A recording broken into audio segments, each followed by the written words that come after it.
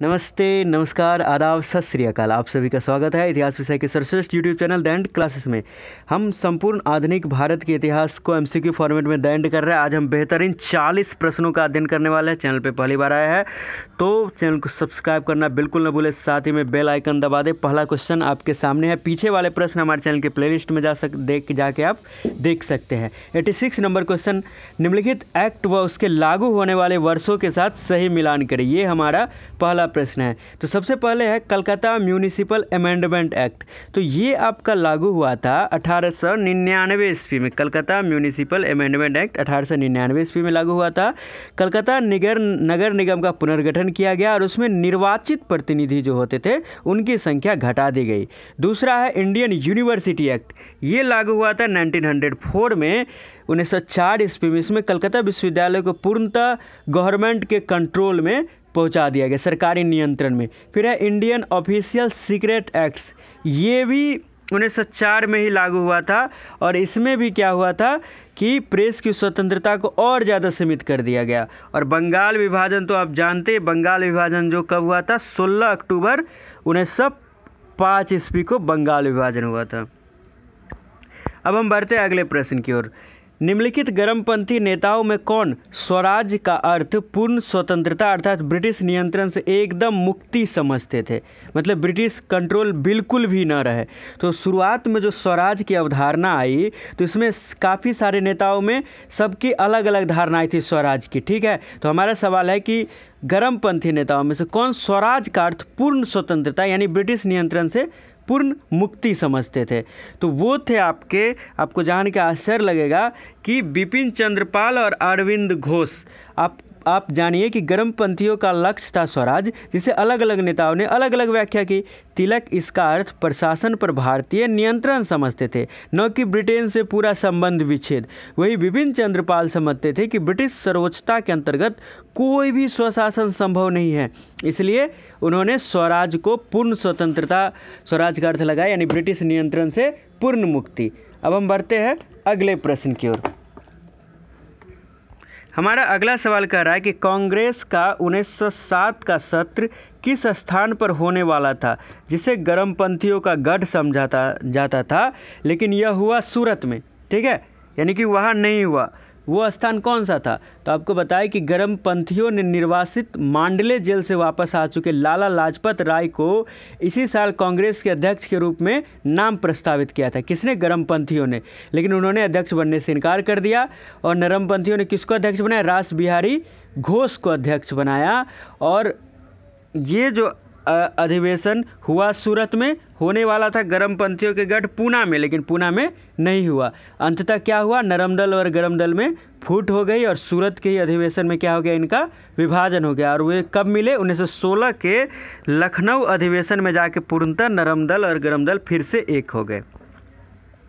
अगला सवाल, अनुशीलन समिति की स्थापना कब हुई? तो पुलिन बिहारी दास की पहल पर अक्टूबर 1906 ईस्वी में ढाका अनुशीलन समिति की स्थापना हुई थी। लेकिन हमारा सवाल है अनुशीलन समिति की स्थापना कब हुई थी? तो अनुशीलन समिति की स्थापना हुई थी 1902 ईस्वी में, मार्च 1902। कब? मार्च 1902 ईस्वी में सतीश चंद्र बसु द्वारा अनुशीलन समिति की स्थापना हुई थी। और जो ये हमारा अगला सवाल है कि ढाका अनुशीलन समिति की स्थापना कब हुई थी? तो हमने अभी आपको बताया कि 1906 ईस्वी में पुलिन बिहारी दास के पहल पर। कब? अक्टूबर 1906 ईस्वी में। नेक्स्ट क्वेश्चन, कामागाता मारू जहाज पर सवार गदर पार्टी के पंजाबियों का कलकत्ता के किस स्थान में सेना से टकराव हो गया? ठीक है, तो ये जो कामागाता मारू जहाज की घटना हुई थी तो इनका सेना से किस स्थान पर, पहले ये घटना कब हुई थी थोड़ा सा जान लीजिए। सितंबर 1914 में हुई थी और ये कलकत्ता के बजबज में हुई थी, जो कि हमने ये साल दर साल वाला विकल्प ले लिया है। तो कोई किस साल में हुआ था? सितंबर 1914 में और कलकत्ता के बजबज नामक स्थान पर। इसका उत्तर हो जाएगा बजबज। ऐसे प्रश्न के अनुसार सर हुआ कब था? सितंबर 1914 में। थोड़ा विकल्प में मिसटाइपिंग है।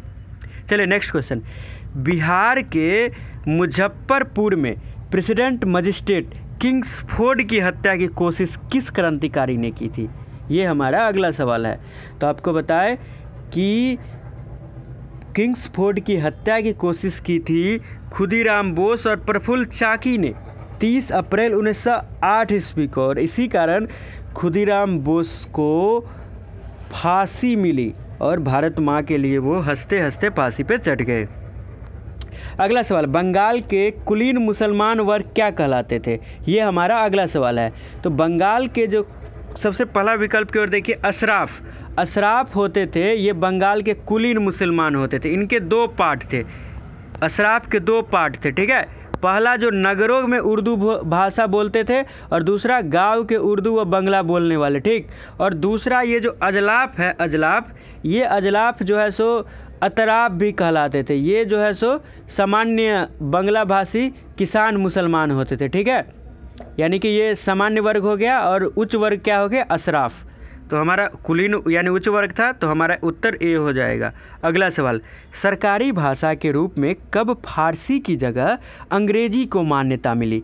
तो देखिए 1835 में मैकाले की शिक्षा पद्धति की चर्चा हुई आई, लेकिन फारसी की जगह सरकारी भाषा में अंग्रेजी की मान्यता जो मिली वो 1837 में जाके मिली। बंगाल का पहला मुस्लिम संगठन 1855 ईस्वी में स्थापित हुआ था, जान लीजिए, जिसका नाम क्या था? तो इसका नाम था अंजुमन इस्लामी, यानी कि इसका दूसरा नाम भी है मोहम्मडन एसोसिएशन, ठीक है। ये दोनों इसकी का नाम है। अगला सवाल, मोहम्मडन लिटरेरी सोसाइटी के संस्थापक थे? तो मोहम्मडन लिटरेरी सोसाइटी 1863 ईस्वी में स्थापित हुआ था। इस्लामी शिक्षा की परंपरागत व्यवस्था के अंदर अरबी व फारसी के ज्ञान पर पूरा बल जारी रखते हुए उसी दायरे में पश्चिमी शिक्षा की वकालत की थी, यानी कि इस्लामी शिक्षा भी मिले और पश्चिमी भी मिले। तो ये जो मोहम्मडन लिटरेरी सोसाइटी की स्थापना की थी अब्दुल लतीफ़ खान ने। वही सैयद अमीर अली ने सेंट्रल नेशनल मोहम्मडन एसोसिएशन की स्थापना कर मुस्लिम शिक्षा के पूर्ण आंग्लीकरण का यानी पाश्चात्यकरण का समर्थन किया। वही ये जो अब्दुल लतीफ़ खान थे, ये मूल विशेषताएं रखना चाहते थे। चलिए अब हम बढ़ते हैं अगले प्रश्न की ओर। सर सैयद अहमद खां द्वारा स्थापित संगठनों को क्रम में सजाए।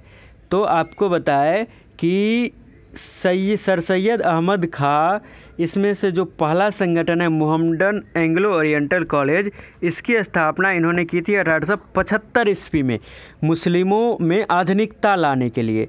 और दूसरा जो है मोहम्मडन एजुकेशनल कॉन्फ्रेंस कहे या मोहम्मडन एजुकेशनल कॉन्फ्रेंस कहे या ये मोहम्मडन एजुकेशनल कॉन्फ्रेंस 1890 तक कांग्रेस के साथ काम किया। तो इसके बाद एक और संस्था इन्होंने ही स्थापित किया था, क्या नाम था उसका? पेट्रियाट्रिक एसोसिएशन, मतलब पेट्रियाट्रिक एसोसिएशन इन्होंने स्थापित किया था। कब? 1888 ईस्वी में। तो यहाँ पर तो ऐसे ए बी हो जाएगा। और एक और तीसरा संस्था है इनका, जैसे जो हमने अभी आपको बताया, पेट्रियाट्रिक एसोसिएशन। तो मोहम्मडन एंग्लो ओरिएंटल कॉलेज 1875 में और पेट्रियाट्रिक एसोसिएशन 1888 ईस्वी में। नेक्स्ट क्वेश्चन, औपनिवेशिक भारत के इतिहास में कब से अदालतों में फारसी के साथ साथ नागरी लिपि के प्रयोग को भी मान्यता दे दी गई?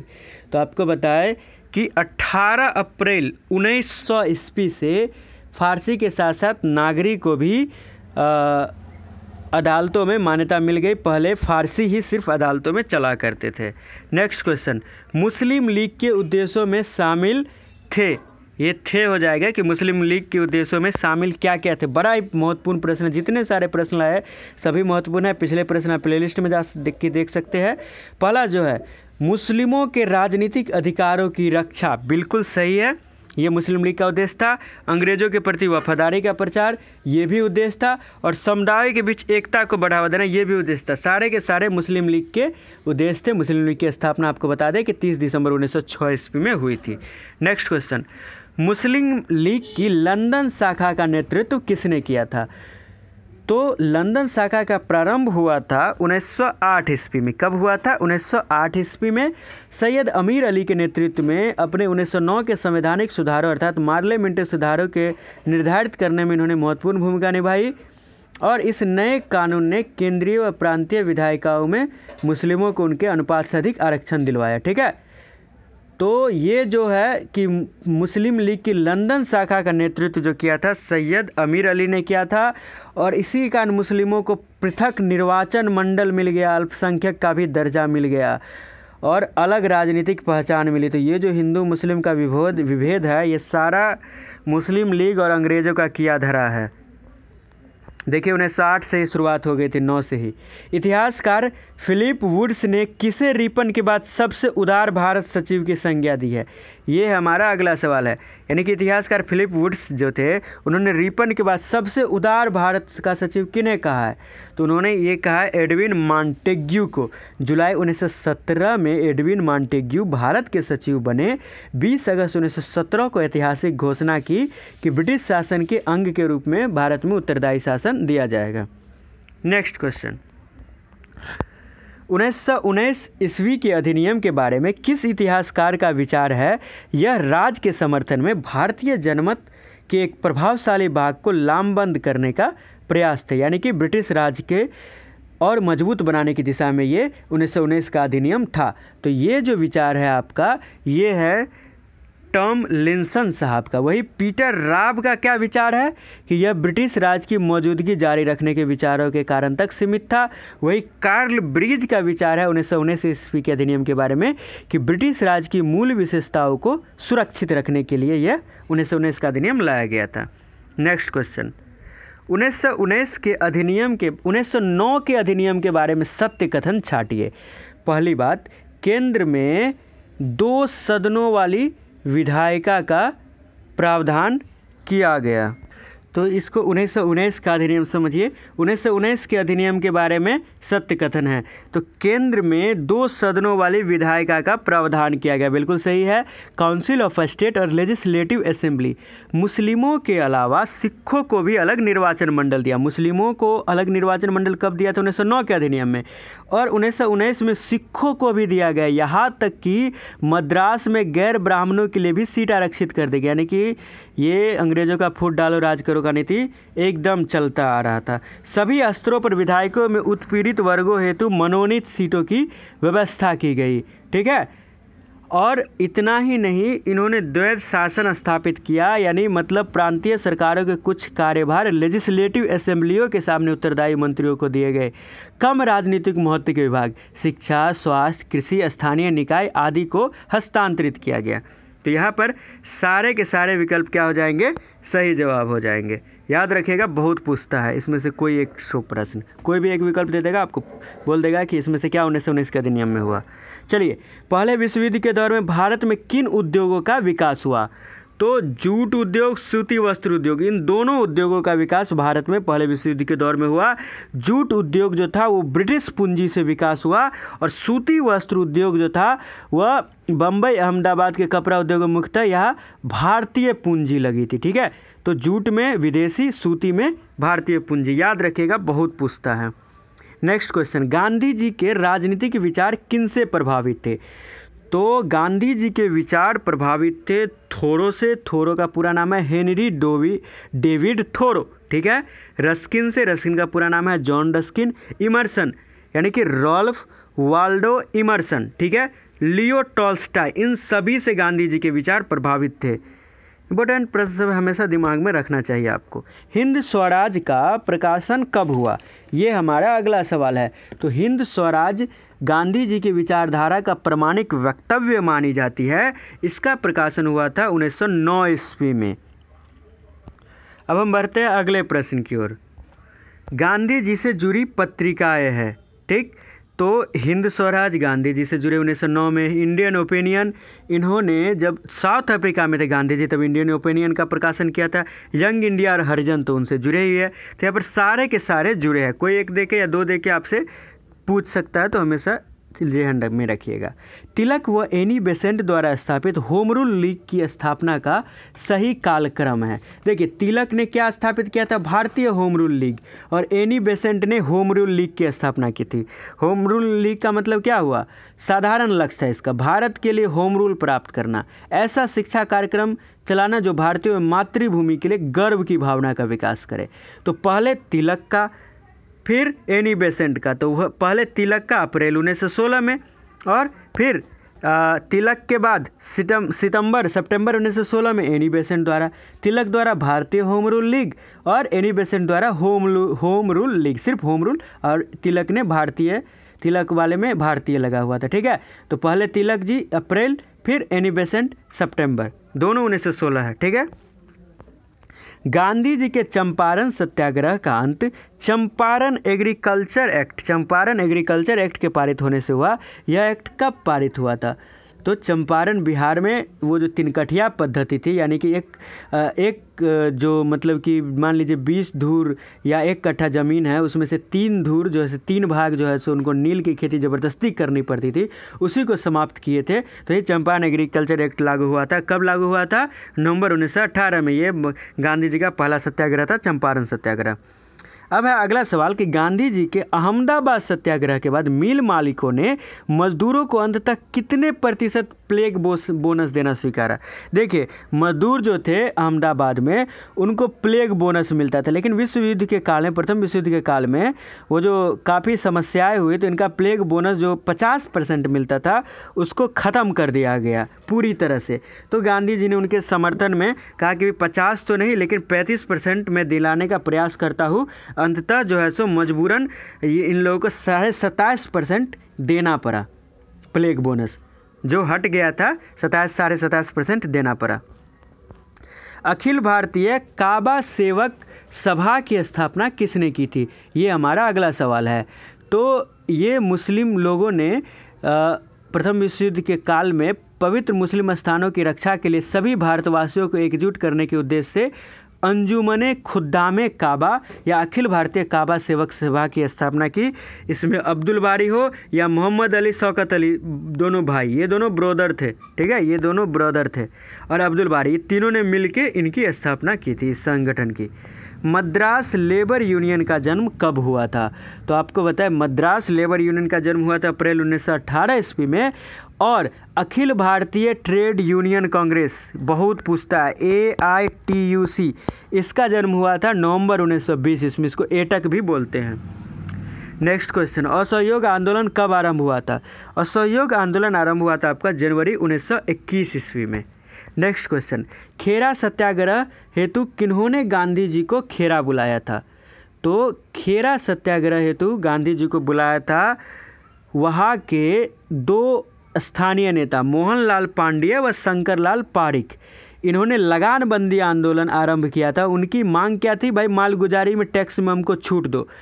और गुजरात सभा के माध्यम से इन्होंने गांधी जी को खेरा में आने को आमंत्रित किया था। यहाँ पर ए बी दोनों उत्तर हो जाएगा। पहले चंपारण में आंदोलन, फिर खेरा, फिर अहमदाबाद। तिलक ने 1907 के कांग्रेस के सूरत अधिवेशन के बाद कांग्रेस को छोड़ दिया था। आप जानते हैं 1907 में सूरत का जो बदनाम अधिवेशन हुआ था, उसमें गर्मपंथियों ने साथ छोड़ दिया था। फिर कांग्रेस में वो दोबारा कब आए, ये हमारा सवाल है। तो दोबारा कांग्रेस में वो 1914 में जेल से रिहा हुए और 1915 में श्रीमती एनी बेसेंट के कहने पर कांग्रेस में फिर से शामिल हो गए। अब हमारा अगला सवाल है कि गांधी जी निम्नलिखित किस धर्म से आंशिक रूप से प्रभावित थे? तो आपको बताएं कि बौद्ध, जैन, ये हमारे विकल्प है, तो दोनों से आंशिक रूप से प्रभावित थे। नेक्स्ट क्वेश्चन, निम्नलिखित ऐतिहासिक शब्दों का उनका सही अर्थों से मिलान करिए। तो उतार जो होता था वो बेगार को कहते थे। कौम कहते नहीं, कौम, तो कौम जो होता है साझे मूल पर आधारित समुदाय को कौम बोलते हैं। और साझे धर्म पर मतलब धर्म पर आधारित कोई समुदाय रहता है तो उसे उम्मा बोलते हैं। तो यहाँ पर सारे के सारे विकल्प सही है। आंध्र प्रदेश की गुडेम पहाड़ियों का गांधीवादी नेता, ठीक है, गुडेम पहाड़ी का गांधीवादी नेता जिसने भारत की मुक्ति हेतु बल प्रयोग का सपना देखा, पर अंततः उन्हें अंग्रेजों ने फांसी पर चढ़ा दिया। यानी कि गांधीवादी नेता थे और अपने लोगों के लिए फांसी पर चढ़ गए। आंध्र प्रदेश की गुडेम पहाड़ियों के नेता तो ये थे आपके अल्लूरी सीताराम राजू। भारतवासियों के बीच संयम व खादी का उपदेश दिए। जनवरी 1922 में छापामार युद्ध आरंभ किया और मई 1924 में इनको फांसी मिली। नेक्स्ट क्वेश्चन, फिक्की की स्थापना कब हुई? तो पूंजीपतियों ने एक शक्तिशाली जागरूक संगठन बनाया, federation of Indian chamber of commerce and industry, FICCI, FICCI, FICCI की स्थापना हुई थी 1927 ईस्वी में। Next question, Simon commission, Simon आयोग कब भारत आया? लंदन की टोरी सरकार ने सर जॉन साइमन की अध्यक्षता में शुद्ध रूप से गोरों का एक संविधान आयोग भारत में संवैधानिक व्यवस्था में सुधार हेतु बनाया। भैया सुधार करना है भारत में, भारत के लोगों का, और सारे के सारे अंग्रेज शामिल हैं, ठीक है। तो ऐसा साइमन कमीशन बन के आया था आपका 1928 ईस्वी में, जिसका पूरे भारतीयों ने विरोध किया कि भाई सुधार भारतीयों को करना है तो भारतीय क्यों नहीं शामिल है। अब किसान के लिए कोई कानून बनाएगा तो किसान को शामिल करेगा ना, इसी तरह भारतीयों के लिए कानून बनाए तो भारतीयों को शामिल करे। बारडोली सत्याग्रह कब आरंभ हुआ था, ये हमारा अगला सवाल है। तो बारडोली सत्याग्रह गुजरात में हुआ था, 4 फरवरी 1928 ईस्वी को आरंभ हुआ था। इसका स्थानीय नेतृत्व जो किया था वो किया था सरदार वल्लभ भाई पटेल ने, पर इसका जो ओवरऑल नेतृत्व था वो गांधी जी के ही। चलिए नेक्स्ट क्वेश्चन, निम्नलिखित किन पार्टियों ने सविनय अवज्ञा आंदोलन का विरोध किया था? ये हमारा अगला सवाल है। तो बहुत इंपॉर्टेंट प्रश्न है। मुस्लिम कॉन्फ्रेंस, मुस्लिम लीग, हिंदू महासभा और जस्टिस पार्टी। जस्टिस पार्टी कहाँ थी? मद्रास में।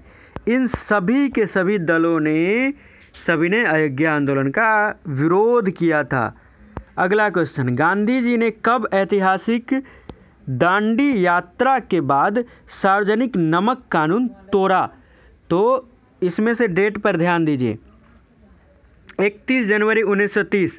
इसमें इरविन के समक्ष, जो उस समय लॉर्ड इरविन जो थे, उनके समक्ष 11 प्रस्ताव रखे थे गांधी जी कि भाई जो उनकी मांगे थी, पूर्ण शराबबंदी की मांग हो, या जिन पर हत्या का अपराध नहीं हो उन भारतीय कैदियों को छोड़ना हो, ये सारी मांगे, कई सारी मांगे थी। तो इसने क्या किया था कि इसका विरोध किया, नहीं माना, ठीक है, 31 जनवरी 1930 को। और 12 मार्च 1930 को गांधी जी ने दांडी यात्रा प्रारंभ किया और 6 अप्रैल 1930 को नमक बना के दांडी पहुँच के कानून तोड़ दिए। तो यहाँ पर उत्तर ए हो जाएगा। नेक्स्ट क्वेश्चन, सविनय अवज्ञा आंदोलन के बारे में सत्य कथन है।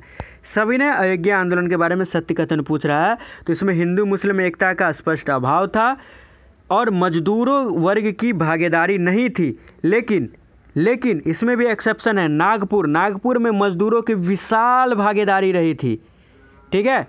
और साथ ही साथ पढ़े लिखे वर्ग भी कम शामिल हुए थे इसमें, और औद्योगिक घरानों का विशाल समर्थन था।